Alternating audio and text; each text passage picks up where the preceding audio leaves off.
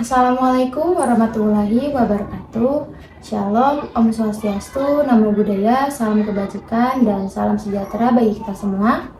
Perkenalkan, nama saya Putri Safir Salsabila dari Program Studi Pendidikan Bahasa dan Sastra Indonesia kelas PBSI S 2025. Oke, baik. Nah, di samping saya ini ada seseorang yang sangat luar biasa kerennya. Beliau adalah Kak Indi Rida Anjani. Beliau saat ini sedang menempuh perkuliahan di Universitas Negeri Yogyakarta, Fakultas Ilmu Pendidikan, Program Studi Pendidikan Guru, Sekolah Dasar semester 5. Dan saat ini beliau juga berdomisili di pesantren Nurul Ummah Putri, Kota Gede. Bukan hanya itu, beliau juga gemar sekali menulis. Beliau menaruh kreativitas menulisnya di web yang bernama YK Darussalam yang diamanahi di bagian divisi media. Beliau juga aktif di media sosial di salah satu platform digital, yaitu di akun Instagram yang bernama @kolakalam dan pernah menjuarai lomba dai di kampus juara 2. Beliau juga aktif di organisasi keislaman yang dinaungi oleh universitas yang bernama UKI atau Unit Kegiatan Kerohanian Islam. Wih, Masya Allah, keren sekali ya Kak Indi, udah pintar, cantik lagi. Sekarang saya akan membaca tujuan dari wawancara ini, yaitu yang pertama, mengidentifikasi tantangan utama yang dihadapi tokoh dalam perjalanan karir maupun kehidupannya. Yang kedua, memahami bagaimana tokoh menghadapi berbagai kendala tersebut dengan strategi atau solusi yang efektif. Yang ketiga, proses pengambilan keputusan dan sikap tokoh dalam menghadapi kesulitan. Yang keempat, mendapatkan inspirasi dari cara tokoh mengelola masalah dan menemukan solusi yang kreatif dan realistis.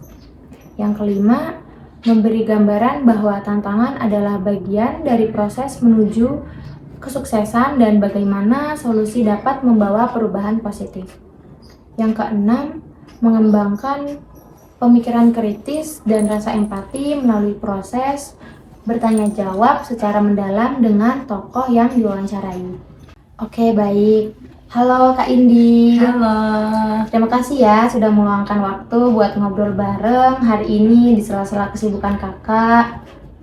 Tenang aja Kak, kita bakal ngobrol santai, kayak lagi cerita-cerita biasa, cuap-cuap bareng ya Kak. Yes, ya. Dan agak sedikit yapping, nggak perlu terlalu serius. Kalau ada yang mau ditambahin atau dijeda, tinggal bilang aja Kak. Semoga obrolan kita hari ini menjadi manfaat bagi banyak orang di sekitar kita. Amin. Oke, baik. Sekarang kita lanjut ke sesi wawancara nih ya Kak. Sudah siap belum Kak? Aku tanya jawab. Sangat siap ini.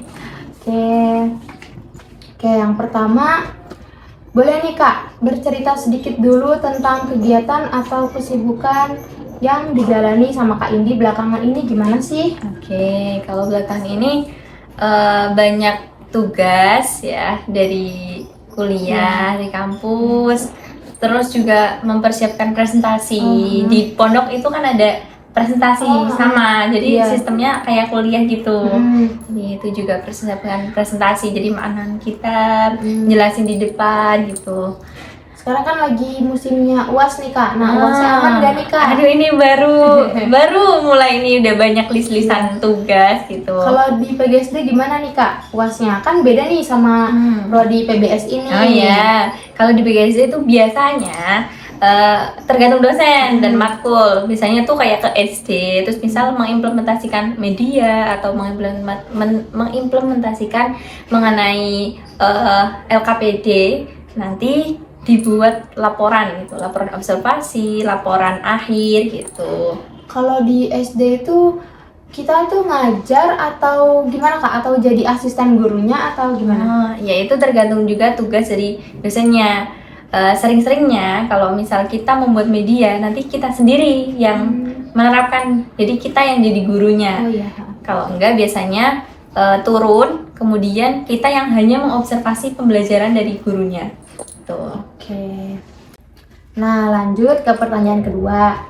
Dari sekian banyaknya kesibukan yang Kak Indi jalani saat ini, hal apa yang paling berpengaruh untuk membentuk diri kakak seperti saat ini? Oke, kalau yang paling berpengaruh itu mungkin ini tentang kegiatan atau apa? Ya. Kegiatan istirahat sih menurutku. Jadi ketika kita istirahat, kadang kita berhenti dulu. Oh, sekiranya apa sih hal-hal yang memang harus kita perbaiki? Apa sih hal-hal yang memang ini sepertinya tidak perlu kita lakukan? Nah, saat itu menurut saya sendiri itu merupakan kegiatan yang paling krusial gitu, refleksi lah, Introspeksi diri dulu ya. introspeksi diri. Jadi kayak walaupun banyak kegiatan, Ya. nah ada bagian berhenti untuk merefleksi sekiranya sepertinya ada hal-hal yang harus diperbaiki deh. Nah itu menurut saya bagian untuk bertumbuh gitu.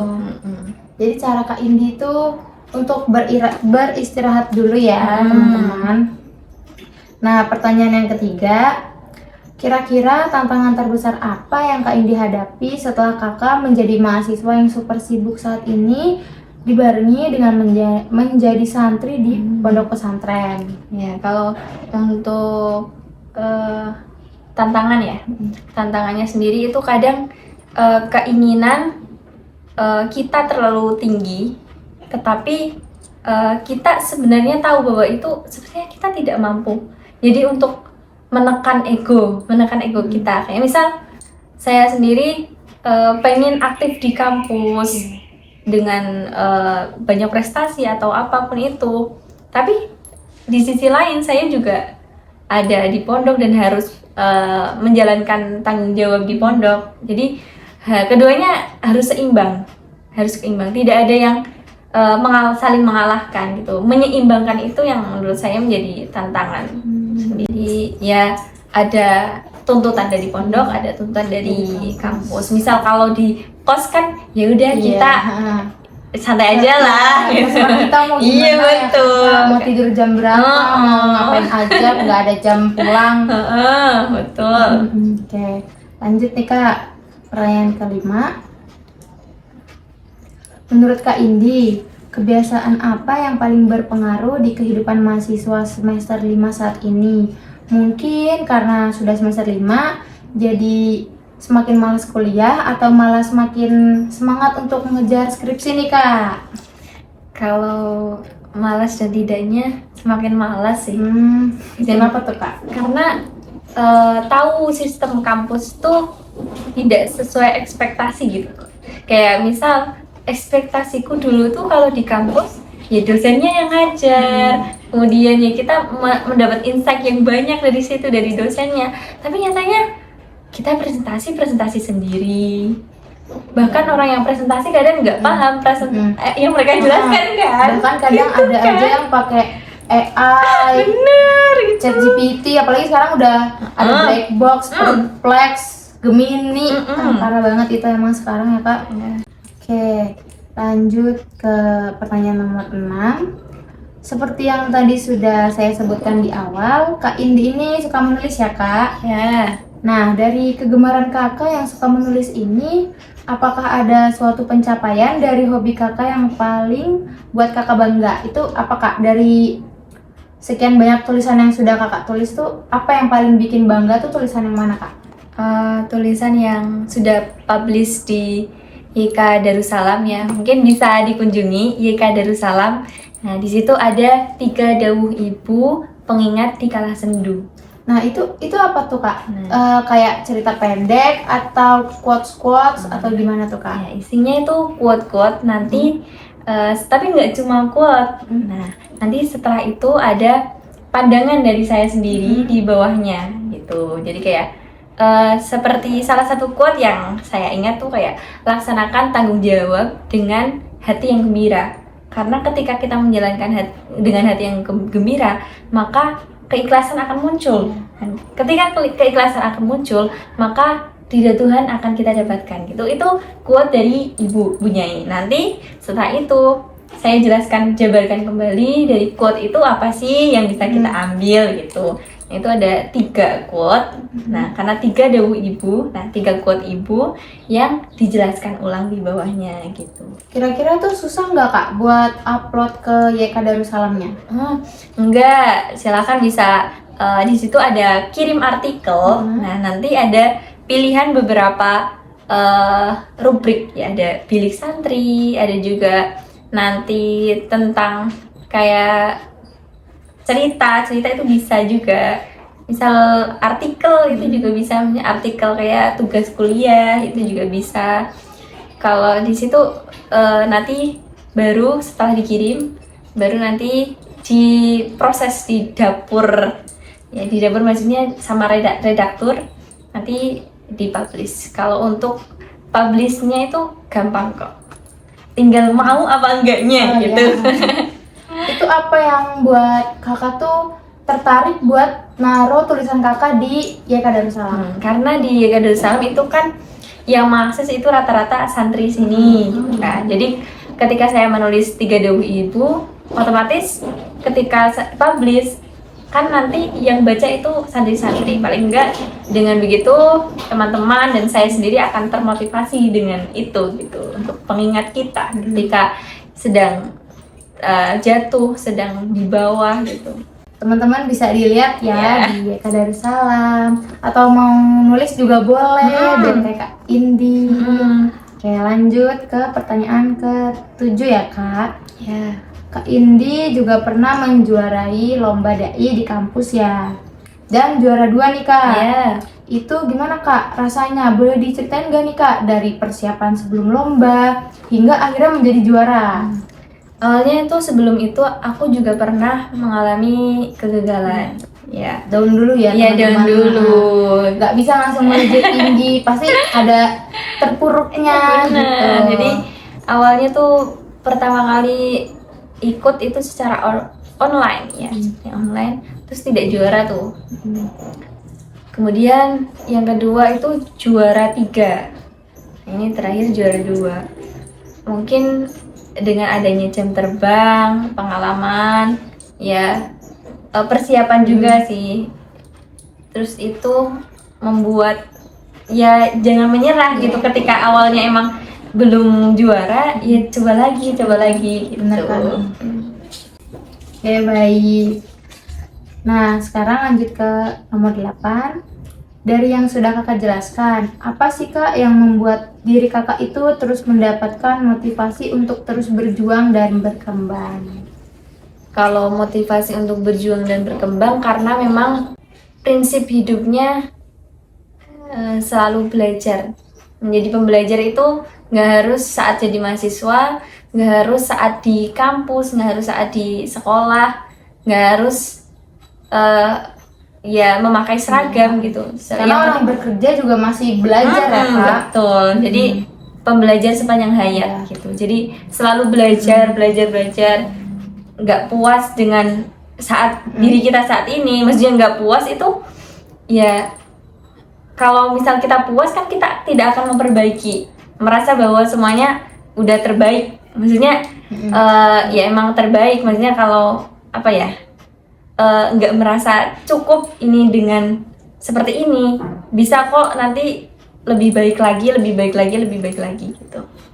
Oke, baik Kak Indi. Jawabannya bagus banget ya teman-teman, jangan lupa belajar.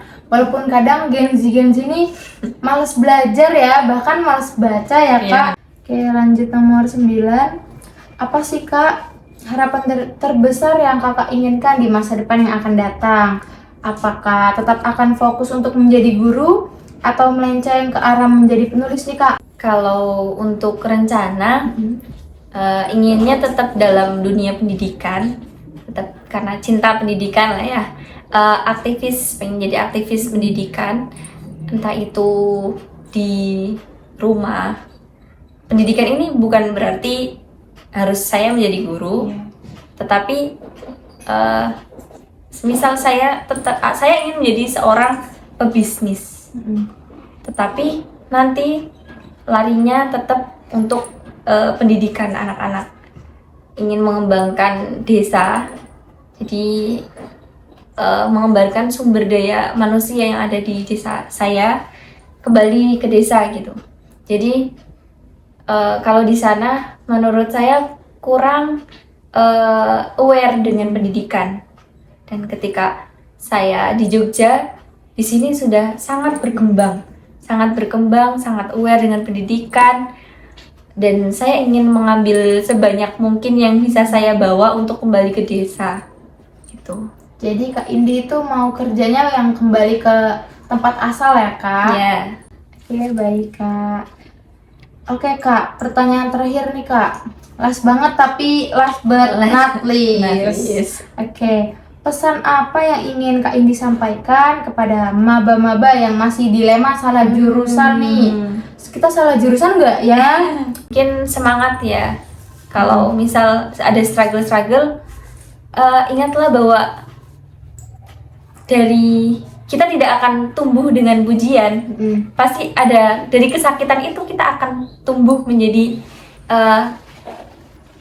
tumbuhan-tumbuhan yang kuat gitu. Jadi ada tumbuh bunga di setiap retakmu gitu. Ingat tuh teman-teman kata-katanya Kak Indi. Boleh di highlight ya teman-teman. Oke, udah selesai nih Kak sesi wawancaranya. Nggak terasa cepet banget ya teman-teman. Terima kasih banyak ya Kak Indi sudah mau berbagi cerita dan pengalamannya pada hari ini. Apa yang sudah Kakak sampaikan itu benar-benar memberi banyak inspirasi dari sudut pandang baru, terutama untuk maba-maba nih Kak yang masih semester 1 atau baru mau masuk ke dunia perkuliahan, yang sedang berjuang untuk bisa meraih mimpinya, bisa kayak kita nih masuk UNY. Kita masuk UNY. Kalian juga bisa kalau kalian mau ke UNY ya. Betul. Bisa. Gampang masuk UNY, tinggal lewat gerbang. Semoga apa yang sudah Kak Indi bagikan bisa menjadi motivasi bagi banyak orang, terutama Gen Z yang masih banyak insecure-nya, ketakutannya, kekhawatirannya, agar terus bisa berkembang dan tidak takut lagi untuk mencoba. Sekali lagi terima kasih banyak ya Kak Indi atas waktu dan ceritanya. Ya, sama-sama. Semoga kita bisa bertemu dan berbagi cerita lagi nih Kak di kesempatan lainnya. Oke, baik, saya cukupkan untuk wawancara kali ini. Bila ada tutur kata yang kurang berkenan, saya mohon maaf. Cukup sekian dari saya. Wassalamualaikum warahmatullahi wabarakatuh. Dadah Kak. Dadah.